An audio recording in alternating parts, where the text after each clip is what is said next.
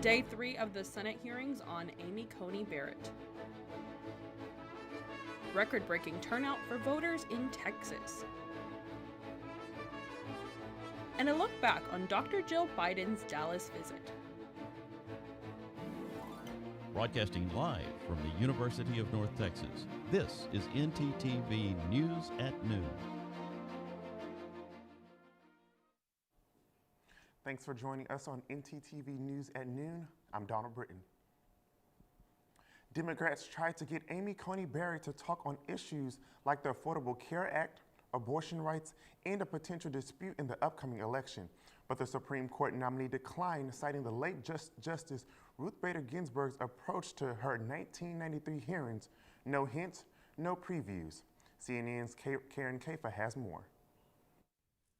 Supreme Court nominee Amy Coney Barrett seeking to assure senators she'll maintain judicial independence. I made no promises to anyone. I have no agenda. Just 3 weeks before Election Day, Barrett faced questions from members of the Senate Judiciary Committee about possible election-related disputes involving the president who nominated her. Are you able to commit to recuse yourself from disputes that arise out of the 2020 presidential election? I will apply the factors that other justices have before me in determining whether the circumstances require my recusal or not. And the Affordable Care Act at the center of a case to be argued on November 10th. 135 million Americans with pre-existing conditions are now depending on the protections of the Affordable Care Act. What weight would you give that? I can't really give you the kind of commitment or pre-commitment that you're asking from me. Judge Barrett also declined to preview how she might rule on cases involving abortion rights. Do you agree with Justice Scalia's view that Roe can and should be overturned by the Supreme Court? I can't express views on cases or pre-commit to approaching a case any particular way. She got personal, describing discussions she had with her husband about her nomination. We had to decide whether those difficulties would be worth it, because what sane person would go through that if there wasn't a benefit on the other side? In Washington, I'm Karen Kafa. Early voting began yesterday, and 10.5 million votes have already been cast, with 20 days still go until Election Day. Texas shattered turnout records on the first day of early voting. Both Dallas and Tarrant County saw more than 92,000 people vote, and in Harris County, there were more than 127,000 votes alone. CNN's Kristen Holmes reports. It started before dawn. Everybody's come out to vote here. Lines around the corner. Thousands of people waiting hours for early in-person voting. I just came out, so I would say about 2.5 hours. And drive-through voting in Texas Tuesday. In Harris County, which includes Houston, the highest turnout during early voting ever. And that count came hours before the polls even closed, with lines still out the door. All the enthusiasm after waking up to news of a late-night ruling upholding Republican Governor Greg Abbott's directive limiting ballot drop boxes to 1 per county, a major issue for densely populated counties where voters could spend more than an hour driving just to cast their vote. More than 50 miles in some cases to drop off their mail ballot.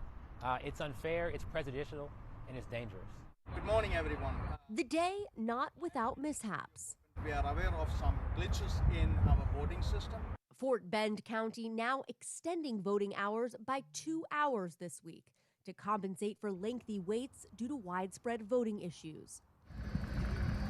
It came a day after a similar start in Georgia, where voters waited for hours to cast their ballots. I want to be out here and be able to share my voice. Georgia setting an early voting record with nearly 127,000 ballots cast on day 1. Tuesday, no different. More voters, more long lines. In Gwinnett County, some voters sitting in line for 8 hours, determined to be heard no matter the obstacles.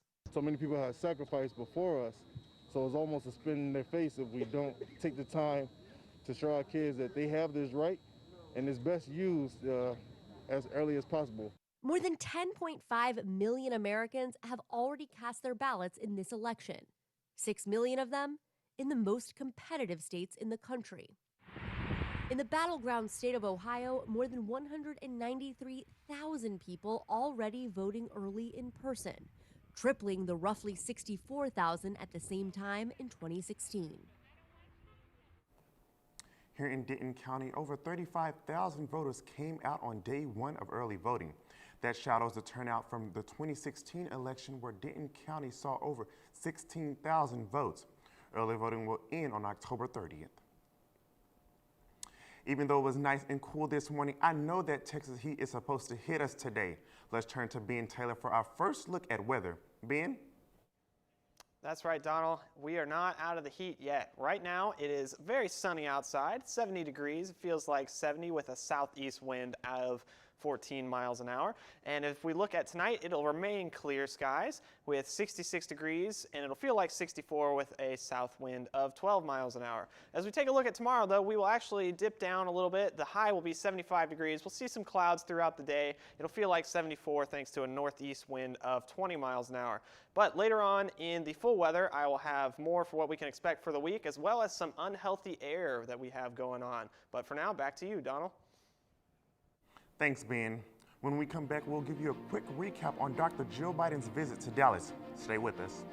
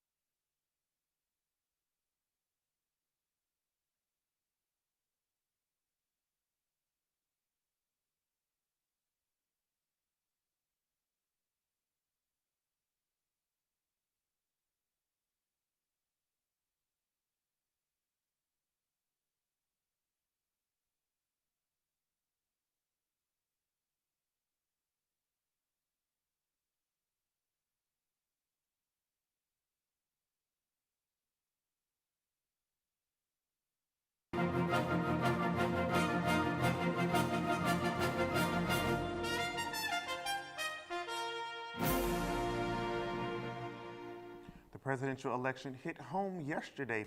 Dr. Jill Biden, wife of the Democratic candidate Joe Biden, was campaigning in Dallas. Over these last few years, Joe has faced unimaginable tragedies, but his purpose has always driven him forward. His strength of will is unstoppable. Photographer Landon Fletcher were at what was not your typical political rally. Let's turn now to Cam Farrell to tell us more about how it went. Thanks, Donald. Yesterday, Dr. Jill Biden visited Dallas as part of a series of visits in Texas and what she is calling her Get Out to Vote rallies. Along with Dr. Biden, we saw congressional representatives such as Colin Aldred and Eddie Bernice Johnson who showed their support for Joe Biden. Throughout the day, she visited El Paso, Dallas, and Houston. With yesterday marking the first day of early voting, many people have rushed to the polls to vote, with some waiting as long as 2 hours. Some counties broke first-day voting records. I'm a big supporter of the Bidens, Jill Biden especially. I think she's a great educator. She's a great candidate for First Lady. She's been in the White House, and just everything that she has to offer for this country, I think, kind of stems from everything she talked about, including her class, her dedication to public service and education. So I was really excited to be here today. I just happened to be in the area, so it was just really great to be able to come out. Currently in Texas, Donald Trump leads Joe Biden in the polls by 5 points at 50% to 45%. No Democratic presidential candidate has won in Texas since Jimmy Carter in 1976. If you're registered, you can vote early through the 30th of this month or on Election Day. Back to you at the desk, Donald. Thanks, Cammie. Although we may feel the heat today, I've heard that things are bound to cool down tomorrow. Let's turn now to Ben for our full weather. Ben?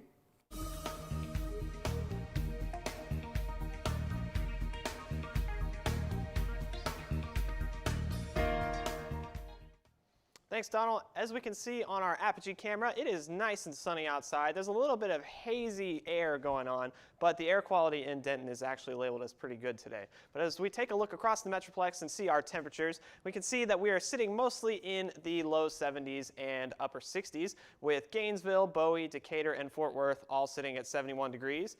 McKinney at 68, as well as Sulphur Springs, Paris with the low of 65, and Stephenville with the high of 74.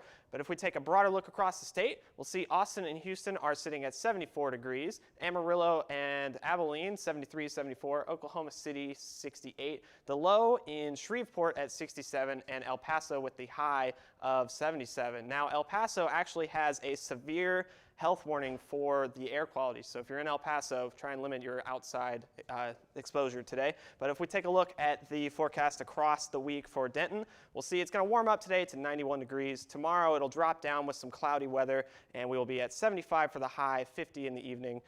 Friday it'll be 70, a little bit cooler, and 50 as well for the night.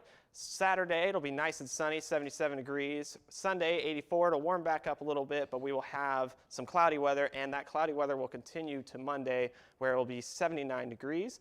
Tuesday, we'll see more clouds, but we'll see the sun peeping through, and it'll be 78. That's all for this week's full weather, Donald. Back to you.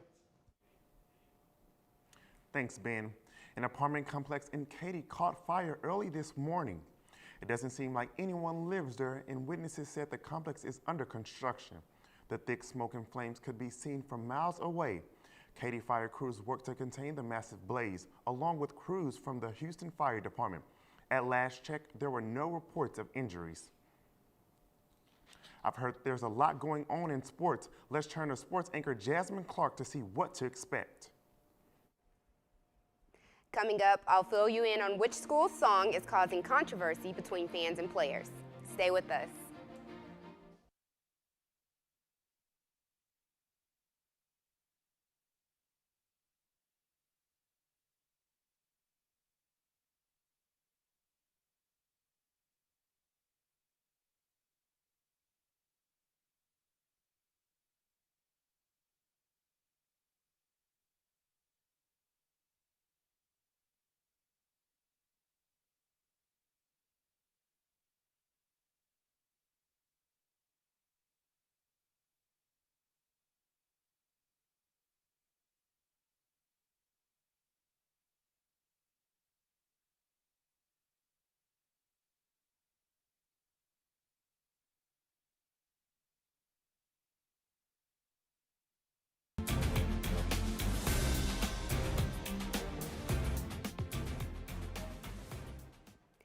University of Texas coach Tom Herman started his weekly press conference Monday by addressing fans' disappointment with the players' desire to get rid of the school song, The Eye of Texas.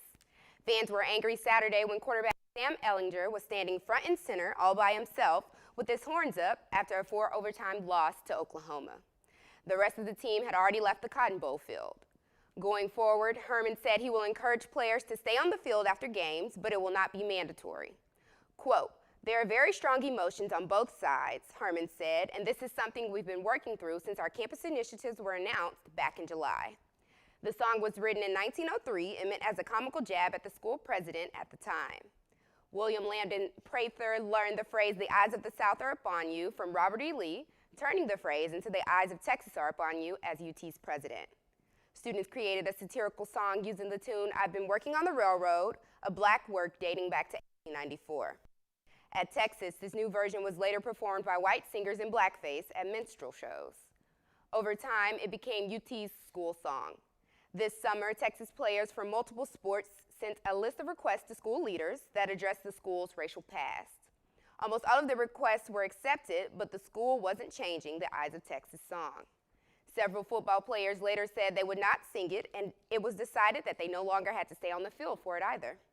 Herman said he encourages their staff and team to participate after games as they are comfortable doing so. In a statement, Herman said, "I do believe it's important that we acknowledge and thank our fans after a hard-fought game. That said, some members of our program have concerns and aren't comfortable participating at this time, and I respect that as well. This is an issue that we will continue to have meaningful conversations about and work through as the campus committee gathers more information and addresses it. These findings will allow us to continue our conversations about the Eye of Texas moving forward." That's the rundown with sports today. Back to you at the desk, Donald. Thanks for watching ntTV News at noon. Join us again tonight at 6 p.m. here on North Texas Television.